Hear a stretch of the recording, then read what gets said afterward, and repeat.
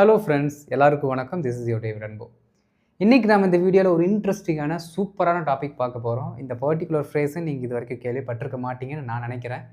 ஏன்னா இந்த சென்டென்ஸ் எல்லாம் நான் படிக்கும்போது இது எனக்கே ரொம்ப புதுசாக இருந்துச்சு. அந்த மாதிரி ஒரு சென்டென்ஸ் ஸ்ட்ரக்சர் இன்றைக்கி நான் உங்களுக்கு சொல்லிக் கொடுக்க போகிறேன். நீங்களும் தெரிஞ்சுக்கணும், நீங்களும் இதை ப்ராக்டிஸ் பண்ணணும், நீங்களும் இதை உங்களோட எவ்ரிடே கம்யூனிகேஷனில் அப்ளை பண்ணணும்னு ஆசைப்பட்றேன். சரிங்களா?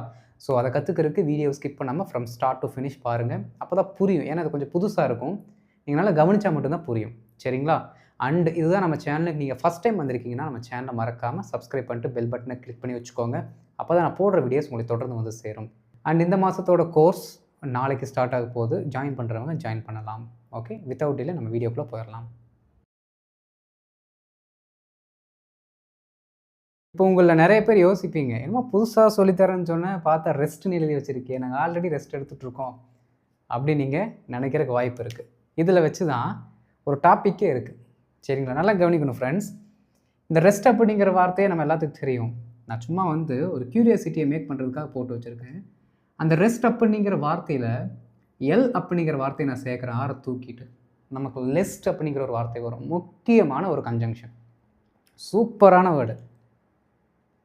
இது வரைக்கும் இப்படி ஒரு வார்த்தை இருக்குது, இதுக்கு என்ன மீனிங் இருக்குது அப்படிங்கிறத நீங்கள் தெரிஞ்சிருக்கிறதுக்கு வாய்ப்பு குறைவு. இன்றைக்கி தெரிஞ்சுக்கலாம். எப்படின்னு பாருங்கள். ரைட். இப்போது ஒரு சில சமயங்களில் பார்த்தீங்கன்னா ஒரு இன்சிடெண்ட் இருக்கும். சரிங்களா? அந்த இன்சிடெண்ட்டு நடக்காமல் இருக்கிறதுக்காக நம்ம ஒன்று பண்ணுவோம். கரெக்டுங்களா? அதை நடக்காமல் ப்ரிவென்ட் பண்ணுறதுக்கு நம்ம சொல்லலாம். ஓகே, அதாவது பவுன்ஸ் ஆகக்கூடாதுன்னு நான் பணத்தை என்ன பண்ணிட்டேன்னா பேங்க் அக்கௌண்ட்டில் போட்டு வச்சுட்டேன். பவுன்ஸ் ஆகக்கூடாது அப்படின்னு சொல்லிட்டு நான் பணத்தை கரெக்டான டேட்டில் பேங்க் அக்கௌண்ட்டில் போட்டு வச்சுட்டேன். ஃபெயில் ஆகக்கூடாதுன்னு சொல்லி நைட் ஃபுல்லாக படித்தேன். இந்த மாதிரிலாம் நம்ம சொல்லுவோம் தமிழில். அதாவது அவ்வாறு நிகழாது இருக்க அப்படின்னு தான் அர்த்தம். இதுக்கு கரெக்டாக சொல்லப்போனால் அவ்வாறு நிகழாமல் இருக்க, இல்லாட்டி நிகழாமல் தடுக்க. பாருங்கள், ஒரே ஒரு சின்ன வார்த்தை தான், லெஸ்ட்டு. 4 லெட்ரு. எவ்வளோ பெரிய மீனிங்! 4 லெட்டர்ஸ், ஆனால் இவ்வளோ பெரிய மீனிங் கொடுக்குது. அப்போ லெஸ்ட் அப்படிங்கிற வார்த்தையை நீங்கள் போட்டிங்க அப்படின்னா இதற்கு அடுத்து எது நிகழாமல் இருக்க வேண்டுமோ அந்த சென்டென்ஸ், அந்த மெயின் கிளாஸ் ஃபுல் சென்டென்ஸ் போடணும். சரிங்களா? அடுத்து நீங்கள் என்ன பண்ணுனா இது நிகழாமல் இருக்கும், அந்த கிளாஸ், அந்த சென்டென்ஸ், அந்த மெயின் கிளாஸ். ஃபார் எக்ஸாம்பிள், இப்போது நான் இப்போ கூட சொன்னேனே, என்ன சொன்னேன்? ஃபெயில் ஆகாமல் இருப்பதற்காக கடினமாக படித்தேன். இன்னொன்று என்ன இருக்குது? செக்கு பவுன்ஸ் ஆகிடக்கூடாது, அப்படி நடக்காமல் இருக்கணும் அப்படின்னு சொல்லிட்டு நான் முன்கூட்டியே பணத்தை என்ன பண்ணிட்டேன், அக்கௌண்ட்டில் போட்டு வச்சுட்டேன். அப்போது செக்கு பவுன்ஸ் ஆகக்கூடாது, பவுன்ஸ் ஆகக்கூடாது.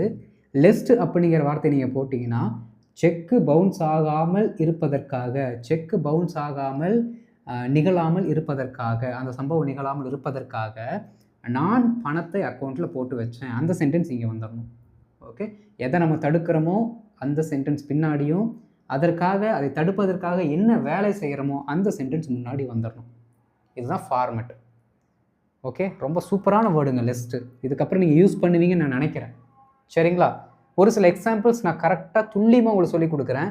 அதை அப்படியே பிடிச்சிக்கிட்டு ப்ராக்டிஸ் பண்ணுங்கள். ஓகே, எல்லா எக்ஸாம்பிள்ஸும் தயவு செய்து கவனமாக கவனிங்க. ஓகே, ஸ்கிப் பண்ணிட வேண்டாம், புரியாமல் போகிறதுக்கு வாய்ப்புகள் இருக்குது. ஓகே, நாம் எக்ஸாம்பிள்ஸ்குள்ளே போயிடலாம்.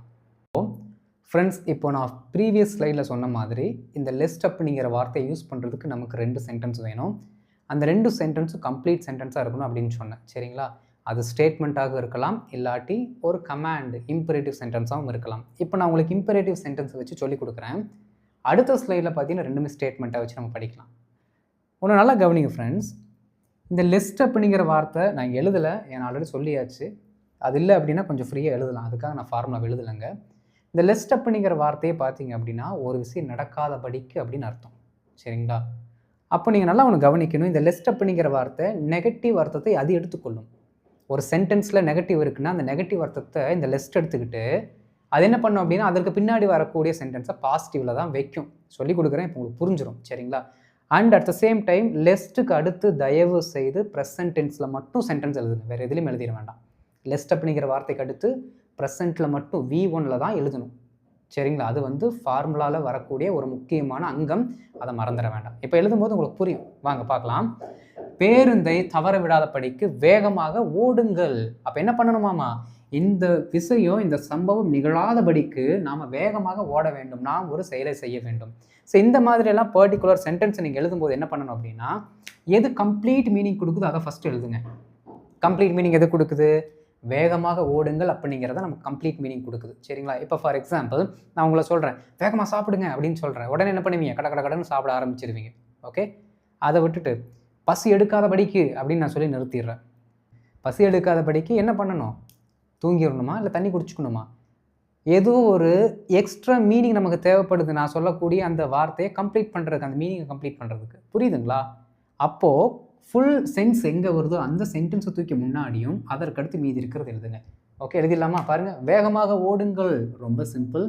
Run fast, run fast. ஒரு சென்டென்ஸ் வந்துருச்சு, இம்பரேட்டிவ் சென்டென்ஸ் வந்துருச்சு, உடனே லிஸ்ட் அப்படிங்கிற வார்த்தையை போடுறோம்.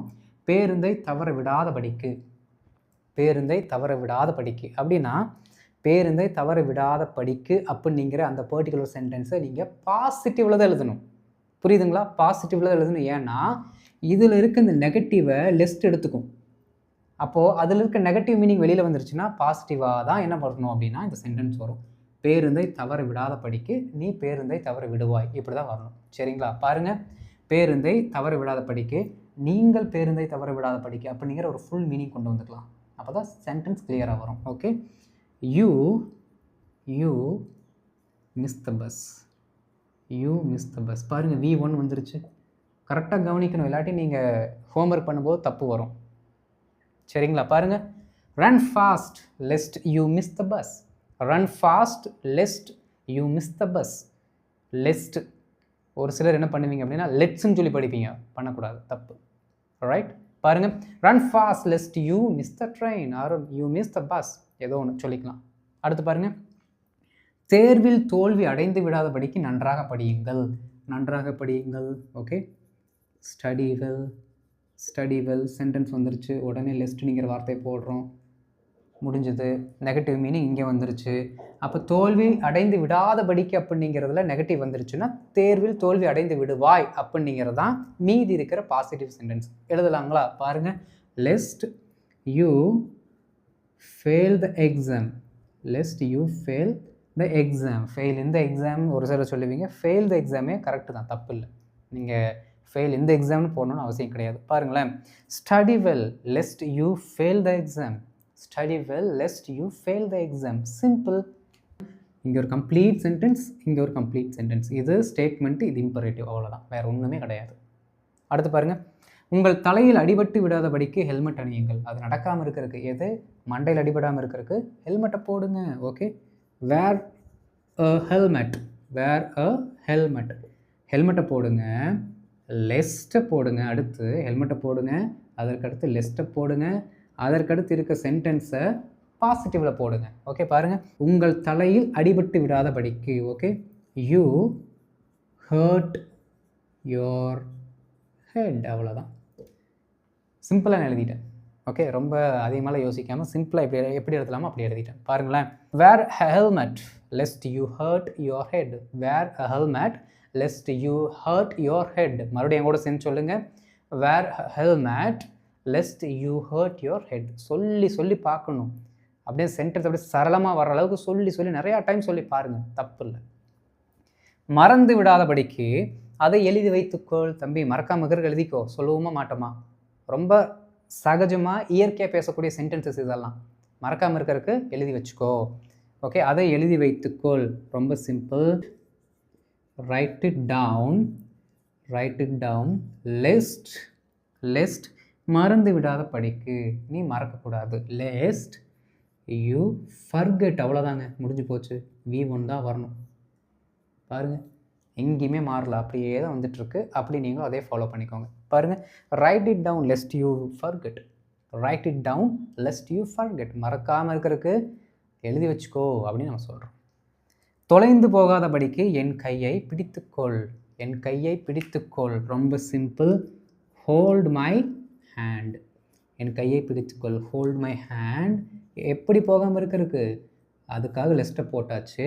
தொலைந்து போகாதபடிக்கு நீ தொலைஞ்சு போயிடுவேன் அப்படின்னு சொல்லணும். Okay, you get lost, okay, ஐயோ சொல்லும்போது யூ கெட் லாஸ்ட் அப்படின்னு சொல்லிடாதீங்க, இது வேறு. யூ கெட் லாஸ்ட் அப்படின்னா நீ தொலைந்து விடுவாய்னு அர்த்தம். ஓகே, நீ தொலைந்து விடுவாய், நல்லா கவனிக்கணும். நீ தொலைந்து விடுவாய், நீ தொலைந்து விடாதபடிக்கு எனது கையை பிடித்துக்கொள். ஓகே, அடுத்து பாருங்கள். யூ ஃபர்கெட், நீ மறப்ப, நீ மறக்காமல் இருக்கிறதுக்கு எழுதி வச்சுக்கோ. அடுத்து பாருங்கள். யூ ஹர்ட் யுவர் ஹெட், உன் தலையில் அடிபடும், உன் தலையில் அடிபடாமல் இருக்கிறதுக்கு ஹெல்மெட்டை போடு. புரியுதா? அவ்வளோதான்.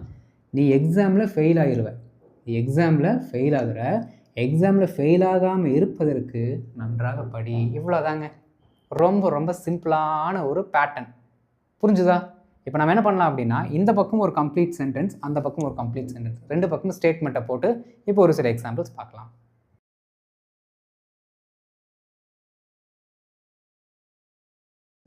இப்போ ரெண்டு பக்கமே பார்த்தீங்கன்னா முழு வாக்கியங்கள், அதுவும் ஸ்டேட்மெண்ட்ஸே நம்ம யூஸ் பண்ண போகிறோம். ரொம்ப சிம்பிள். பாருங்கள். திடீர் மழையில் நனைந்து விடாதபடிக்கு அவள் ஒரு வலுவான குடையை எடுத்துக்கொண்டு செல்கிறாள். ஓகே, அவள் ஒரு வலுவான குடையை எடுத்துக்கொண்டு செல்கிறாள். வழக்கம் போல் அதை முன்னாடி வரணும். அதற்கடுத்து திடீர் மழையில் நனையாதபடிக்கு இது பின்னாடி வரணும், அது முன்னாடி வரணும். சரிங்க, எழுதிடலாமா? அவள் ஒரு வலுவான குடையை கொண்டு செல்கிறாள். ஓகே, எழுதுங்க. எப்படி வரும்? ஷீ கொண்டு செல்கிறாள் அப்படின்னா கேரிஸ். ஓகே, பாருங்க. ஷீ கேரிஸ் என்னது? a strong umbrella-ன்னு போடுறேன், ஏன்னா அது வலுவான குடை. Okay, a strong umbrella. Okay, UMBRELLA. Okay, பாருங்க. she carries a strong umbrella. இந்த இடத்துல பார்த்தீங்கன்னா V1 வந்திருக்கு, அதுவும் எஸ் கூட சேர்ந்து வந்திருக்கு, ஏன்னா சிம்பிள் ப்ரெசன்ட் டென்ஸ். அடுத்து பாருங்க. லிஸ்ட், அந்த வார்த்தை வந்துடணும். லிஸ்ட் திடீர் மழையில் நனையாதபடிக்கு அப்படின்னா அவள் வந்து திடீர் மழையில் நனைஞ்சிடாமல் இருக்கிறதுக்கு. ஓகே, அப்போ எப்படி எழுதணும்? திடீர் மழையில் நனைகிறாள் அப்படிங்கிற மாதிரி தான் எழுதணும். சரிங்களா? பாருங்க. Lest she gets wet in the sudden ரெயின்னு போடலாம், இல்லாட்டி சடன் டவுன் போர் அப்படின்னு போடலாம். டவுன் போர்னா பெரிய மழை, அப்படியே கொட்டுற மழை, அதாவது சடன் டவுன் போர். அந்த டவுன் போர்ங்கிற வார்த்தையை நீங்கள் யூஸ் பண்ணுங்கள் அதிகமாக. இப்போ நல்லா கவனிக்கணும் ஃப்ரெண்ட்ஸ். நான் முன்னாடி என்ன சொன்னேன்? லிஸ்ட்டுக்கு அடுத்து என்ன பண்ணணும்? பிளெயின் V1 தான் வரணும்னு சொன்னேன், கரெக்டுங்களா?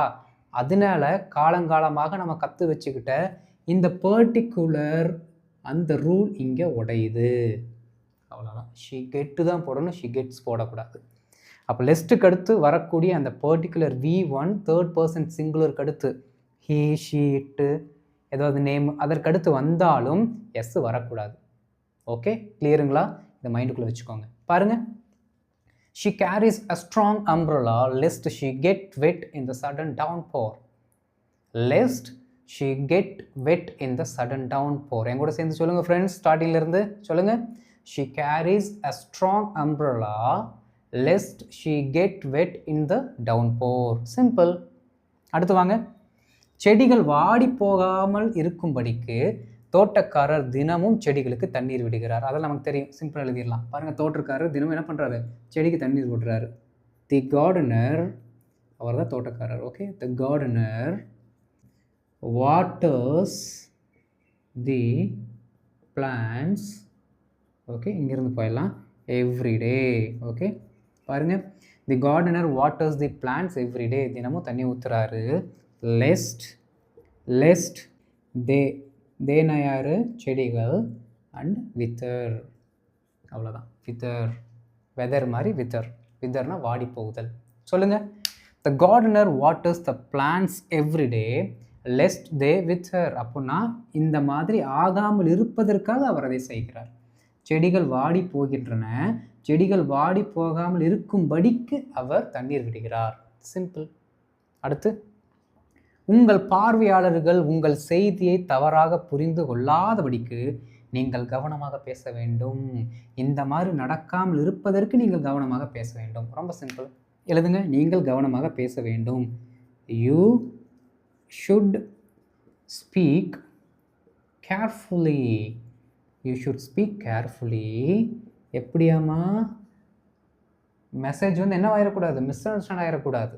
அப்படி ஆகாமல் இருப்பதற்கு lest your viewers misunderstand your message. இப்போ பாருங்களேன், இந்த லிஸ்ட்டுக்கு அடுத்து இருக்கிறத படிங்க. your viewers misunderstand your message.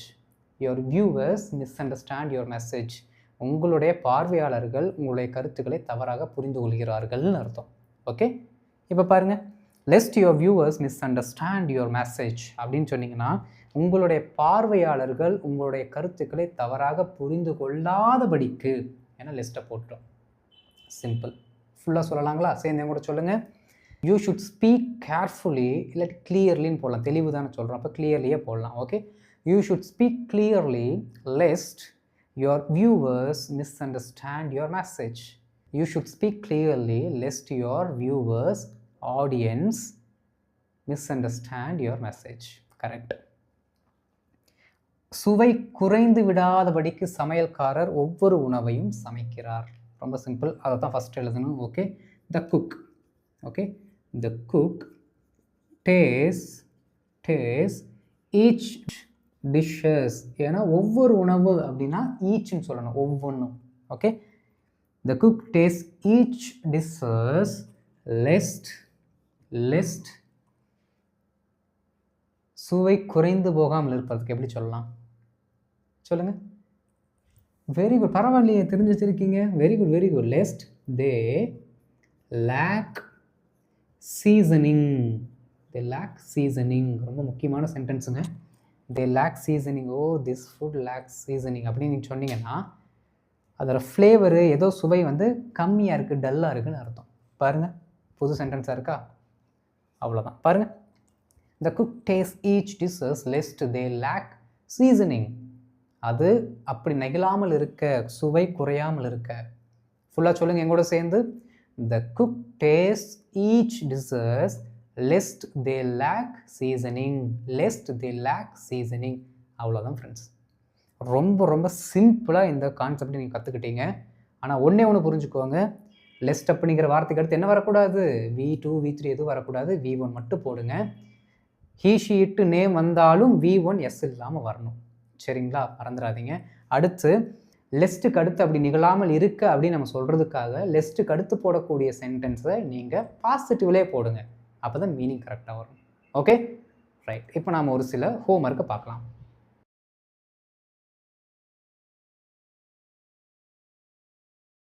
Okay friends, now we have come to the end of the session. ஹோம்ஒர்க்கை பாருங்கள்.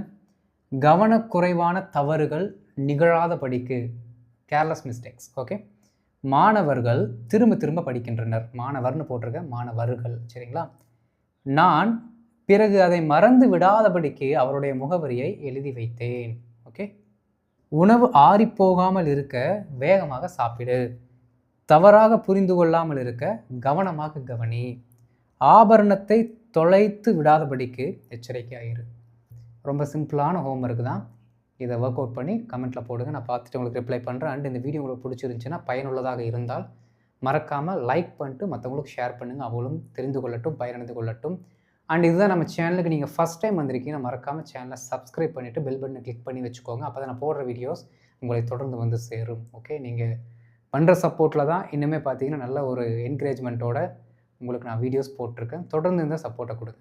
ஓகே, அடுத்த வீடியோவில் உங்களை பார்க்குறேன். அது வரைக்கும் இந்த வீடியோவை நல்லா கவனமாக கவனித்து ப்ராக்டிஸ் பண்ணுங்கள் திரும்ப. ஏன்னா இது கொஞ்சம் புது கான்செப்டாக இருக்கனால நான் திரும்ப சொல்கிறேன். ஓகே, நல்லா ப்ராக்டிஸ் பண்ணுங்கள். ஓகே, அடுத்த வீடியோவில் பார்க்கலாம். தேங்க்யூ.